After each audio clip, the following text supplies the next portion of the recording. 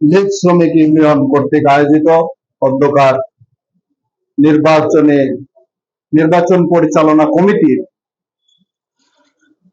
সম্ভাব্য প্রার্থীদের সাথে মত বিনিময় সভার সম্মানিত সভাপতি, ছাত্র সংগঠনের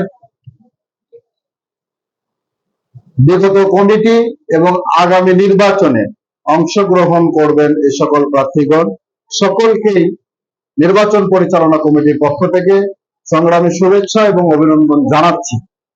আপনারা গত 30শে মে সংগঠনের গঠনতন্ত্র অনুযায়ী বাংলাদেশের শ্রম আইন অনুযায়ী আপনারা ত্রিবার্ষিক সাধারণ সভার মাধ্যমে যে দায়িত্ব আমাদের উপরে অর্পিত করেছেন, আমরা চেষ্টা করব ইনশাআল্লাহ এই সংগঠনে একটি অবাধ, সুষ্ঠু, নিরপেক্ষ, গ্রহণযোগ্য নির্বাচন উপহার দেওয়ার জন্য আপনারা আমাদেরকে সহযোগিতা করবেন।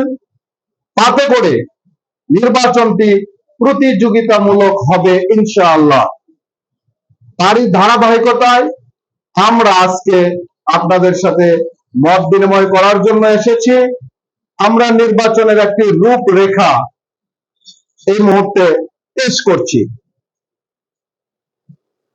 আমাদের নির্বাচনের যে মূল হৃৎপিণ্ড সেটা হলো ভোটার। আমাদেরকে চিঠি দেওয়া হয়েছে আগামী 8 তারিখে এই সংগঠনের নির্বাচনের তফসিল ঘোষণা করার জন্য। আমি মাইকিং শুনেছি যে 10 তারিখ পর্যন্ত এই সংগঠনের সদস্য বৃদ্ধি এবং নবায়ন হবে। আমরা 8 তারিখে তফসিল ঘোষণা করব, কিন্তু আমাদেরকে 12 তারিখের মধ্যেই ভোটার তালিকা দিয়ে দিতে হবে। 10 তারিখ পর্যন্ত যেহেতু আপনারা নবায়ন করবেন, আগামী পরবর্তী 2 দিনের মধ্যেই এই তালিকাটা আমাদেরকে দিয়ে দিতে হবে। কি বলেন আপনারা? আমি শুধু প্রস্তাব করব, আপনারা হাউজে হা না বলবেন, যেগুলো হা হবে সেগুলো চেয়ারম্যান সাহেব পাস করে দিবেন এবং তারপরে আমরা মনোনয়ন দেব। আমরা বিগত দিনে ফেস করেছি যে ভোটার তালিকা অনেক দেরিতে পাওয়া যায়, মনোনয়ন পত্র প্রত্যাহারের পরে। তাতে করে হয় কি, যে কোনো একজন ভোটার খুচরামি করে শ্রম আদালতে অভিযোগ করে যে আমি এই সংগঠনের বৈধ ভোটার, কিন্তু নির্বাচন কমিশন আমাকে নির্বাচন করতে দেয়নি। অতএব মনোনয়ন প্রদানের পূর্বে ভোটার তালিকা নির্বাচন পরিচালনা কমিটির হাতে প্রদান করতে হবে। এরপরের বিষয় হলো নির্বাচন আচরণ বিধি। নির্বাচন পরিচালনা কমিটি শ্রম আইন মোতাবেক তৈরি করবেন যে নির্বাচন আচরণ বিধি সকল প্রার্থী এবং ভোটাররা মেনে চলবেন ইনশাআল্লাহ। চলবেন তো? এরপরে নির্বাচনের একটি স্থান নির্ধারণ করা প্রয়োজন। আপনারা জানেন, প্রথম কথা, এখন বর্ষা মৌসুম চলছে, আষাঢ় শ্রাবণ মাস, যে কোনো সময় বৃষ্টি হবে। আর আমরা জানলাম এখন পর্যন্ত 1600 সদস্য হয়েছে, 10 তারিখ পর্যন্ত হয়তো এটা 2000 হয়ে যেতে পারে। 2000 ভোটার এবং প্রার্থীদের লোকজন মিলে অনেক বড় একটা লোক সমাগম হবে।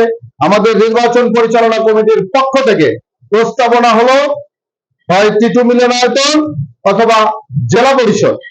খোলামেলা জায়গা, প্রার্থীদের বুথ করার জায়গা আছে, বৃষ্টির দিনে অনেক লোক, এগুলো হলরুমের ভেতরে থাকাও সম্ভব। আপনারা এখন বলেন, টিটু মিলনায়তন নাকি জেলা পরিষদ? ধন্যবাদ। এরপরে আমাদের যে নির্বাচন হবে, এই নির্বাচনে যে খরচ হবে, এই খরচ আপনাদের এই সংগঠনের যেহেতু কোনো আয় বা ক্যাশ এই মুহূর্তে নাই, তাই আমরা এই প্রার্থীদের মধ্য থেকে এই নির্বাচনের খরচটা আমাদেরকে বের করতে হবে। যদি প্রার্থী একাধিক না হয়, তাহলে এই জামানতের অর্থ, কাগজ কলমের যা খরচ, এতটুকু বাদ দিয়ে আপনাদের এই সংগঠনের তহবিল হয়ে যাবে। আর যদি ব্যালটে নির্বাচন হয়, এটাই আমরা চাই, তাহলে যাতে করে আমরা নির্বাচন কমিশন, যেমন মডেল শ্রমিক ইউনিয়নে অনেক বড় একটা ঋণ হয়ে গিয়েছিল নির্বাচন কমিশনের, আমরা যেন এরকম ঋণের মধ্যে না পড়ি, এই জন্য আমরা একটা প্রস্তাবনা দিচ্ছি। সভাপতি জামানত হবে 25,000 টাকা। কি বলেন আপনারা? প্রস্তাবনা, সভাপতির পদে 25,000 টাকা।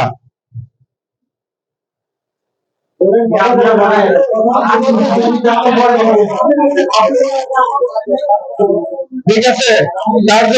কার্যকরী সভাপতি 15,000 টাকা, সহ সভাপতি 12,000 টাকা, সাধারণ সম্পাদক 25,000 টাকা, সহ সাধারণ সম্পাদক 12,000 টাকা, সাংগঠনিক সম্পাদক 15,000 টাকা, অর্থ সম্পাদক 12,000 টাকা, দপ্তর সম্পাদক 12,000 টাকা, সমাজ কল্যাণ সম্পাদক 10,000 টাকা, প্রচার সম্পাদক 10,000 টাকা, ক্রিয়া সম্পাদক 10,000 টাকা, ধর্মীয় সম্পাদক 10,000 টাকা, সাংস্কৃতিক সম্পাদক 10,000 টাকা, কার্যকরী সদস্য 5,000 টাকা করে। আমরা এটা প্রস্তাবনা পেশ করলাম। এখন আপনারা মতামতের মাধ্যমে এটা পাস হবে। আমি এই প্রস্তাবনা পেশ করে আমার কথা বলা আপাতত এখানে শেষ করছি। আসসালামু আলাইকুম, আল্লাহ হাফেজ।